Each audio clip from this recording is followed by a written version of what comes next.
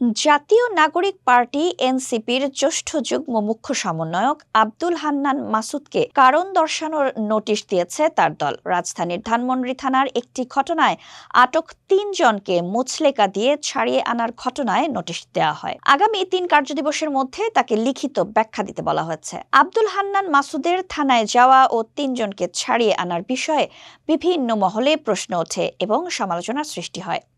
এরই পরিপ্রেক্ষিতে এনসিপির পক্ষ থেকে কারণ দর্শানোর নোটিশ দেওয়া হয়েছে হান্নান মাসুদকে। বুধবার সকালে তাকে এনসিপির যুগ্ম সদস্য সচিব সালে উদ্দিন সিফাত স্বাক্ষরিত এ নোটিশ পাঠানো হয়েছে। নোটিশে বলা হয়, গতকাল মঙ্গলবার ধানমন্ডি থানার আওতাভুক্ত একটি আবাসিক এলাকায় সমন্বয়ক পরিচয়ে বিশৃঙ্খলা করার অভিযোগে ৩ জন ব্যক্তিকে আটক করে ধানমন্ডি থানা পুলিশ। বিরোধী ছাত্র আন্দোলন মোহাম্মদপুর থানার আহ্বায়ক সাইফুল ইসলাম রাব্বিকে নৈতিকতা স্থলনের কারণে অব্যাহতি প্রদান করা হয়।